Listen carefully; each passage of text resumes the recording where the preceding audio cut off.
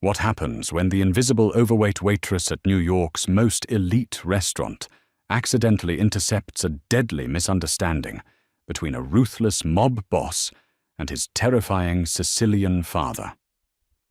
A single flawlessly pronounced sentence in an ancient dialect that made a room full of millionaires and murderers drop their forks. Penelope Hayes was used to being invisible, which was ironic considering she took up more space than anyone else in the room. At 25 years old and proudly wearing a size 22, Penelope was a soft, heavy-set woman in a world that worshipped sharp angles and hollow cheekbones. She worked as a server at Il Sogno Bianco, an ultra-exclusive Michelin-starred Italian restaurant located on East 63rd Street in Manhattan. It was the kind of place where reservations were booked 6 months in advance, where a plate of truffle pasta cost more than a car payment, and where the waitstaff were exclusively hired from a pool of struggling fashion models. Except for Penelope. She had been hired purely by accident during a desperate staffing shortage 3 years ago, and she only survived the purges of the superficial general manager, Arthur Pendleton, because she was arguably the hardest working employee in the building. While the size 0 waitresses were busy checking their makeup in the reflection of the polished silver platters, Penelope was the one hauling 40-pound crates of San Marzano tomatoes from the delivery trucks, memorizing the convoluted ever-changing wine lists, and balancing 3 massive trays of scalding hot osso buco on her thick forearms without breaking a sweat. But tonight her competence didn't matter. Tonight Arthur wanted her hidden. "Penelope, I need you to understand the gravity of this evening," Arthur hissed, his thin, reedy voice echoing in the stainless steel prep kitchen. He adjusted his bespoke tie, his eyes darting nervously toward the swinging dining room doors. "The entire main floor has been bought out. We are hosting the Conti family. Do you understand what that means?" "No, of course you don't." Penelope wiped her brow with the back of her wrist, her customized extra-large apron pulled tight across her wide hips. "I know who Alessandro Conti is, Arthur. Half of the Upper East Side knows who he is. Alessandro Conti wasn't just a VIP. He was the undisputed whisper-networked head of the Cosa Nostra's new generation on the eastern seaboard. Operating out of a fortress-like penthouse on Park Avenue, Alessandro was a modern ghost, ruthless Yale-educated and terrifyingly untouchable. But tonight wasn't just about Alessandro. It's not just him. Arthur snapped, his pale face glistening with cold sweat. His father is flying in from Palermo. Don Vincenzo Conti, the old man. He is notoriously traditional. He despises American culture. He despises modern excess. And he certainly despises. Arthur's gaze dragged up and down Penelope's plush, heavy figure, his lip curling slightly. "Well, let's just say we need to present a certain aesthetic tonight. Sleek, elegant, unobtrusive. I cannot afford to have you waddling between the tight tables and knocking over a bottle of the Tenuta dell'Onelaya Maceto with your hips." Penelope bit the inside of her cheek so hard she tasted copper. The insult stung, a hot flare of humiliation radiating through her thick chest, but she swallowed it down. She needed the tips from the back house pool to pay her rent. "Understood, Arthur. I'll stay in the service alley and run the staging tables. Chloe and the others can take the floor." "Good girl," Arthur breathed, already turning away. "Stay out of sight." Penelope retreated to the shadows of the service corridor, leaning her heavy frame against the cool brick wall. She closed her eyes and let the familiar, comforting sounds of the kitchen wash over her. She might not look like an Italian runway model, but she knew this world better than any of them. Penelope wasn't Italian by blood, but she had been raised in a cramped, humid apartment in Bensonhurst, Brooklyn, right next door to Signora Agata. Agata was a fierce, formidable woman from Castellammare del Golfo, a small, ancient town in Sicily, while Penelope's single mother worked triple shifts at a diner Agatha had essentially raised the chubby, quiet little girl. But Agatha had adamantly refused to learn English. Instead, she had spoken to Penelope exclusively in a heavy, archaic, Palermitano-Sicilian dialect. It wasn't the sanitized, romanticized Italian taught in college courses. It was a guttural, melodic, street-level language full of old-world idioms, sharp consonants, and deep cultural nuances. By the time Penelope was 10, she was completely fluent. She could curse like a Sicilian sailor, pray like a Sicilian grandmother, and cook like an absolute master. She rubbed her thick thighs, feeling the ache of a long shift already setting in. Out on the floor, the atmosphere was growing tighter than a piano wire. The lights had been dimmed. The jazz music had been turned down to a low, mournful hum. The regular patrons had been cleared out hours ago. At exactly 8 p.m., the heavy mahogany front doors of Il Sogno Bianco swung open, and the temperature in the restaurant seemed to plummet by 10 degrees. From her hidden vantage point behind the sheer velvet curtains of the service station, Penelope watched them enter. First came the security. 4 men built like brick walls, wearing sharply tailored black suits that couldn't quite hide the bulges of their shoulder holsters. They fanned out across the empty dining room, their eyes scanning the corners, the exits, and the terrified waitstaff. Then Alessandro Conti walked in. He was breathtakingly lethal. Mid-30s, tall and lean, dressed in a charcoal Brioni suit that clung to his broad shoulders. His hair was dark and slicked back, his jawline sharp enough to cut glass, but it was his eyes that made Penelope's breath catch in her throat. They were a dead, fathomless black. He moved with the terrifying grace of a predator that knew it had no natural enemies, but the air of the room didn't truly snap until the man behind him stepped over the threshold. Don Vincenzo Conti. The old man was shorter than his son, broad-chested, and built like a weathered oak tree. He leaned heavily on a polished wooden cane topped with a silver wolf's head, but there was nothing frail about him. He wore a heavy wool suit, despite the warm New York evening, a fedora resting in his gnarled hands. His face was a map of deep scars and sun-baked wrinkles, and his eyes, the exact same black as Alessandro's, burned with an ancient, uncompromising fury. The silence in the restaurant was absolute. The waitstaff stood at attention, like terrified soldiers. Arthur was trembling so violently, his clipboard was rattling against his hip. Alessandro gestured to the prime corner booth. "Padre per favore," he murmured, his Italian clipped and formal. Vincenzo didn't say a word. He limped to the booth, his cane striking the marble floor with heavy, ominous thwacks.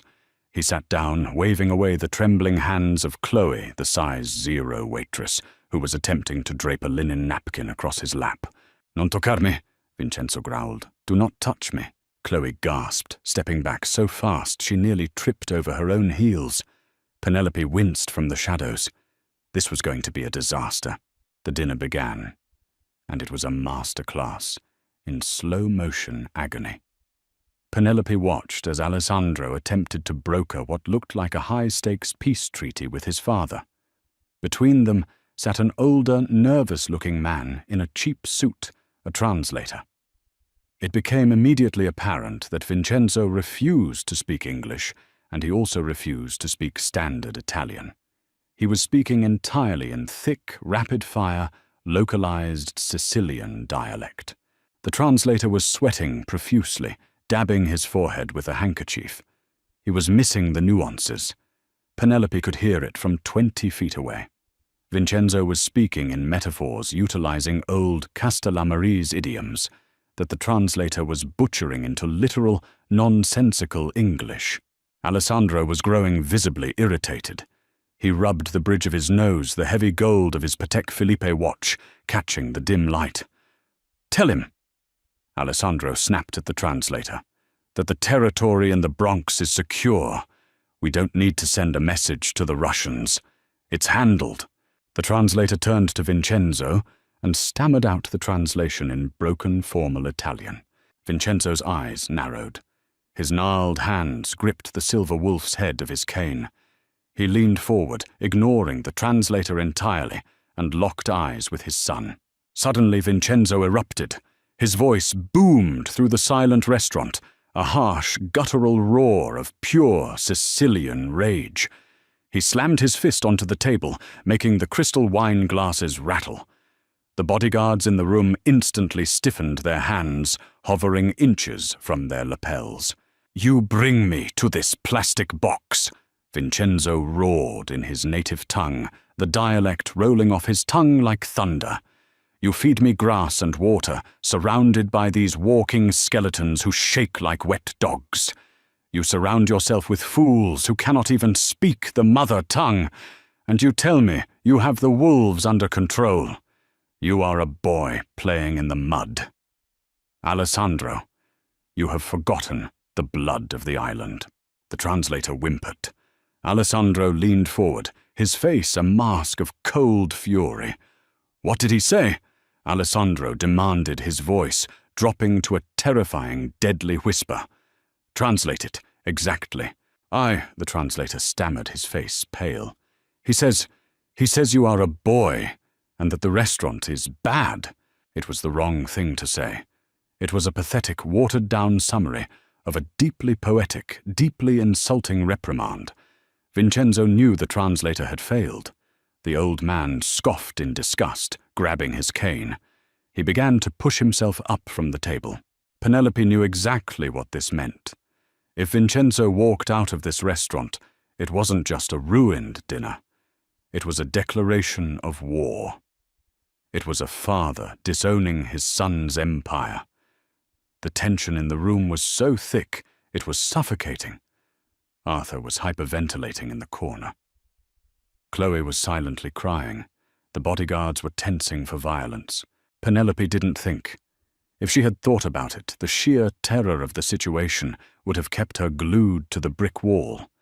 But her body moved on instinct, fueled by years of watching Signora Agata storm around the kitchen, demanding respect.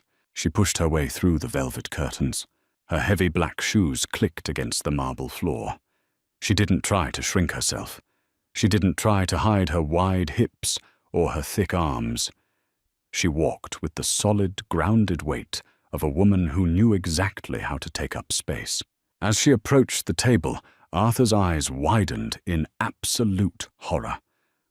"Stop," he mouthed silently, looking like he was about to faint. One of the bodyguards stepped directly into Penelope's path, pressing a massive hand against her collarbone to stop her. "Back off, sweetheart," the guard growled. Penelope didn't even flinch. She looked the guard dead in the eye, her soft, round face set in stone. She gently but firmly swatted his massive hand away from her chest. The guard was so shocked by the sheer audacity of the chubby waitress that he actually stepped aside. Penelope stopped 2 feet away from the Conti table.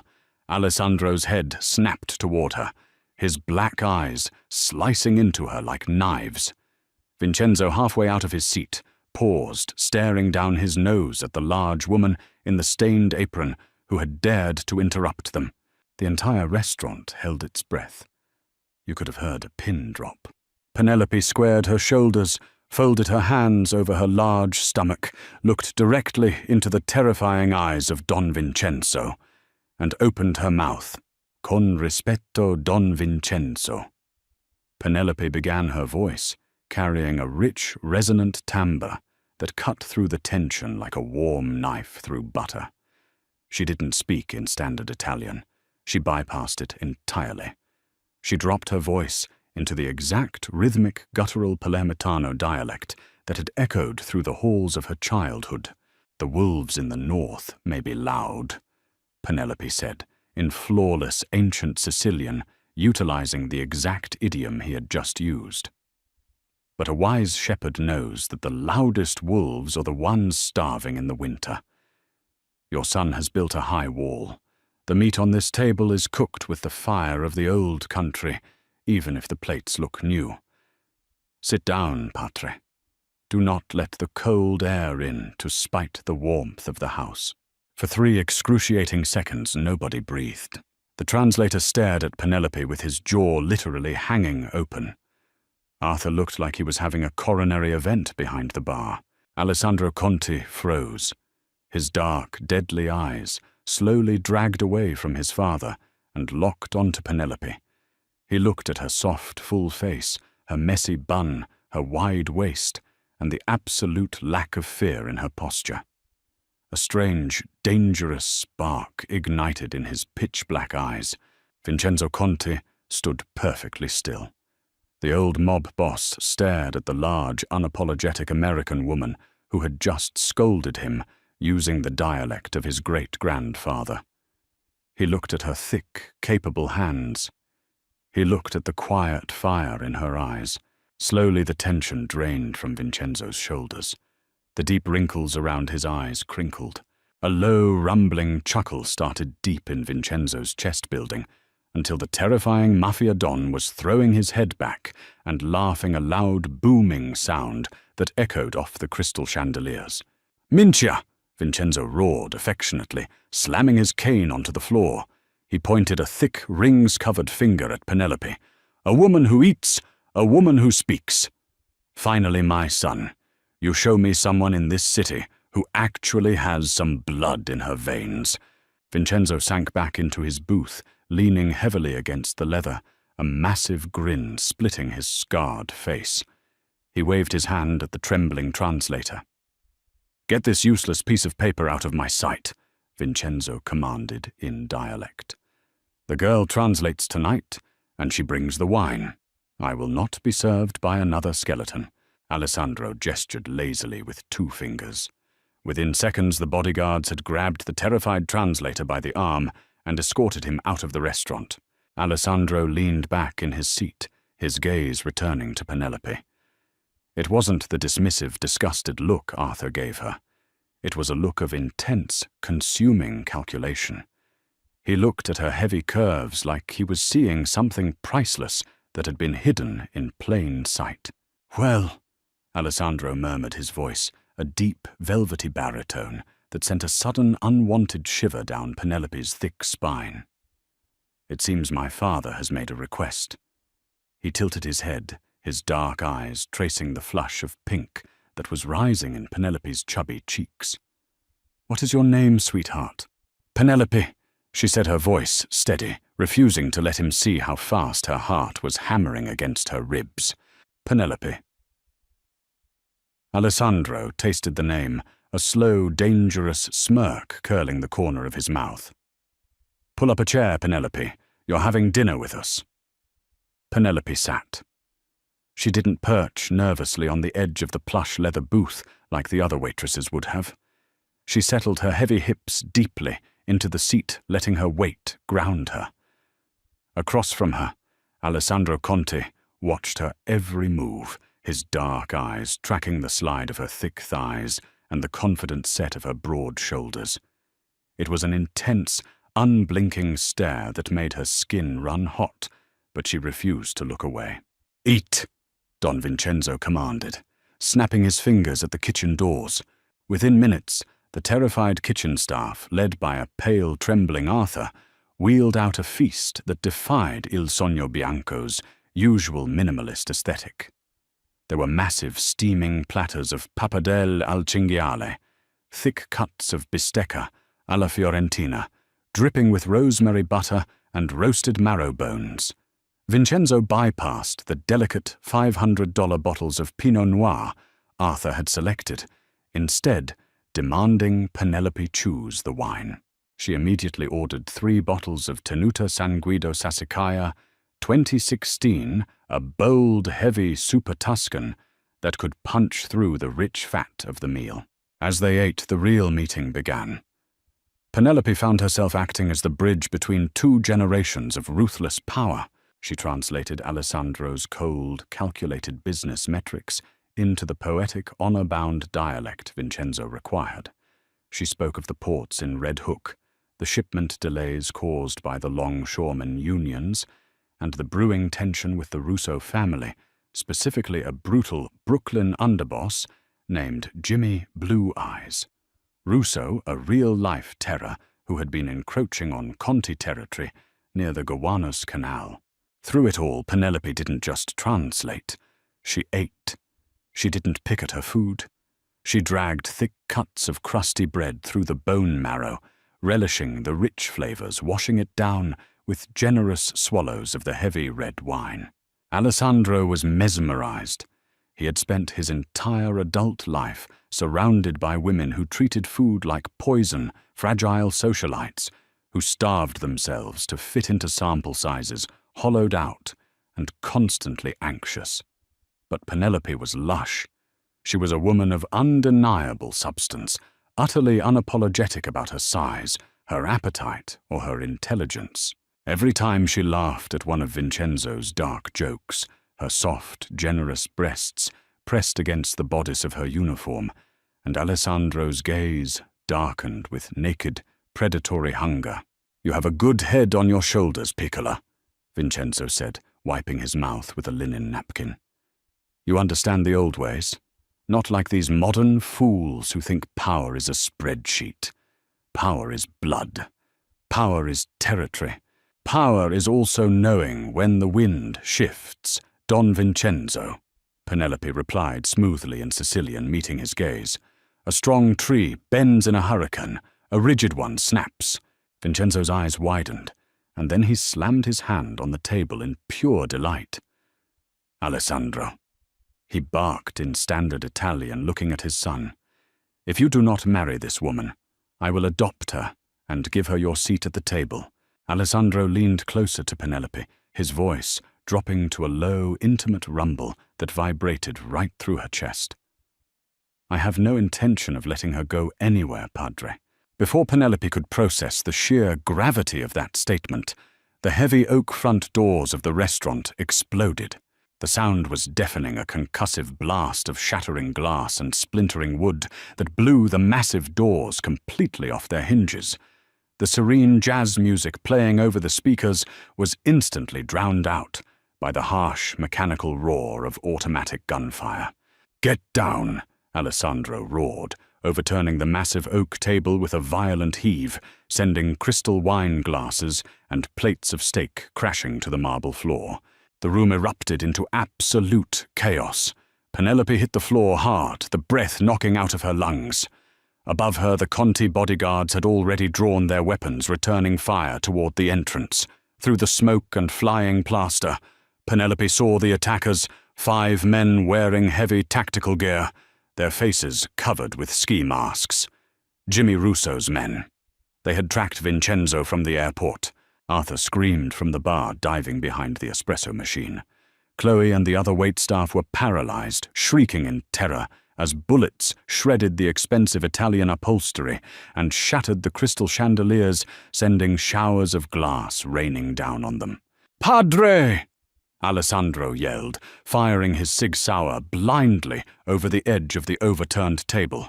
Vincenzo was struggling. The old man's bad leg had buckled when the table flipped, and he was pinned dangerously close to the exposed aisle. A bullet zipped through the air, tearing a chunk of leather out of the booth, mere inches from the Don's head. Penelope didn't hesitate. Adrenaline flooded her system, entirely overriding her fear. While the thin, delicate waitstaff cowered and screamed, Penelope's size and strength became her greatest weapon. She crawled fast, her thick thighs pushing off the slick marble floor. She reached Vincenzo, grabbing the collar of his heavy wool suit. "Hold on to me!" she yelled in dialect over the deafening roar of gunfire. With a massive surge of strength, Penelope hauled the heavy, broad-chested mob boss backward. She planted her sturdy boots against the floor and dragged him across the aisle, pulling him behind the solid, bulletproof marble of the restaurant's central bar. She threw her own soft, heavy body over his, shielding him from the raining debris and ricocheting bullets. "I have him!" Penelope screamed to Alessandro. Alessandro snapped his head toward her. Seeing his father safely behind the thick marble, shielded by Penelope's fierce protective embrace, something feral and absolute locked into place behind his dead black eyes. He wasn't just fighting for his father anymore. He was fighting for her. Alessandro moved. He was terrifying a ghost in a bespoke suit. He vaulted over the overturned table, moving with lethal precision, taking out two of the masked gunmen with flawless headshots before they even realized he had broken cover. His bodyguards advanced a coordinated wave of violence that swept the remaining attackers out into the street. Within 90 seconds it was over. The silence that followed was heavy, broken only by the whimpering of the waitstaff and the hiss of a ruptured espresso machine. "Clear!" one of the bodyguards shouted from the shattered entryway. Penelope slowly rolled off Vincenzo, her chest heaving, her hands trembling as the adrenaline began to recede. She looked down at the old Don. "Are you okay?" she gasped. Vincenzo looked up at her, his dark eyes wide. Slowly he reached up and patted her soft, flushed cheek. "I am alive," he rasped, "because of a woman with hips wide enough to carry the weight of the world." He chuckled a rough, dusty sound. "You are a lioness." Heavy footsteps crunched over the broken glass. Alessandro rounded the bar, his suit dusted with white plaster, his gun still loosely gripped in his right hand. He looked down at his father, ensuring he was unharmed before his terrifying gaze locked entirely onto Penelope. He reached down his large, blood-spattered hand, gripping her thick forearm. He pulled her to her feet with effortless strength, hauling her plush, heavy body flush against his hard chest.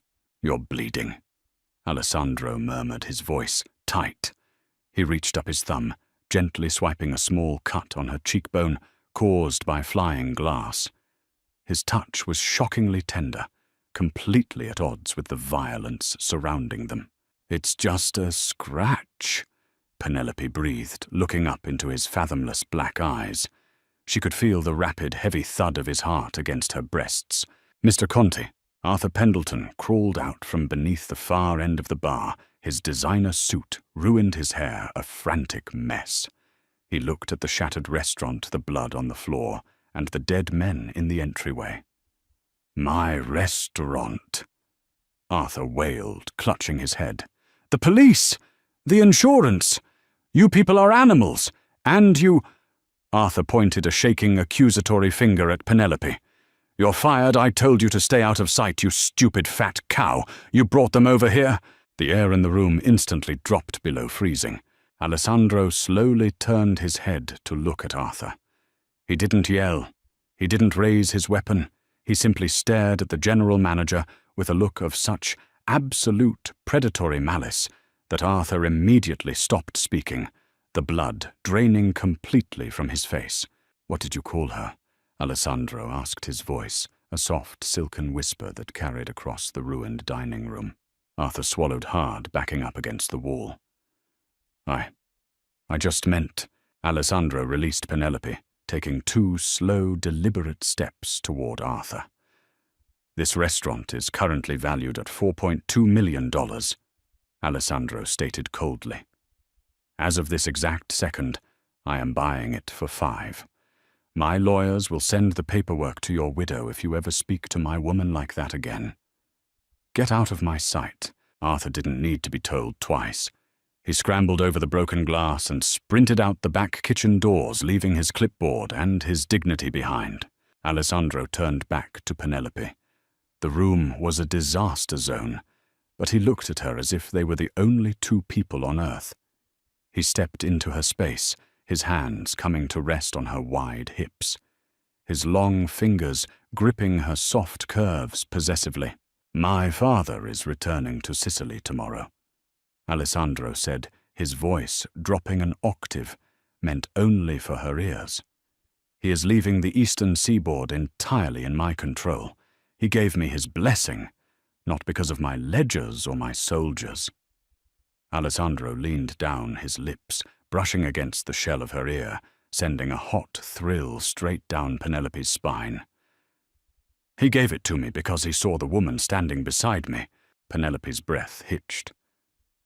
"Alessandro, I'm a waitress. I live in a walk-up in Bensonhurst. You were a waitress?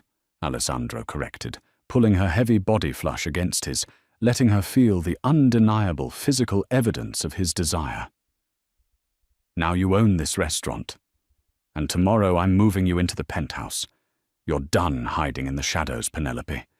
You were built to rule. He didn't wait for her to argue. Alessandro brought his mouth down on hers, kissing her with a fierce, consuming heat that tasted like red wine danger and absolute devotion. Penelope melted into him, wrapping her thick arms around his broad shoulders, kissing the Mafia Boss back with all the Sicilian fire she had kept hidden her entire life.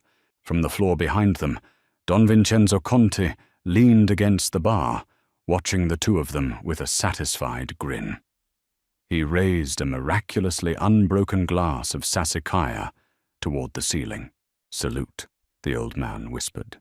What an absolutely explosive ending. Penelope went from hiding her curves in the back of the kitchen to saving a mafia don's life and claiming the heart of New York's most dangerous mob boss.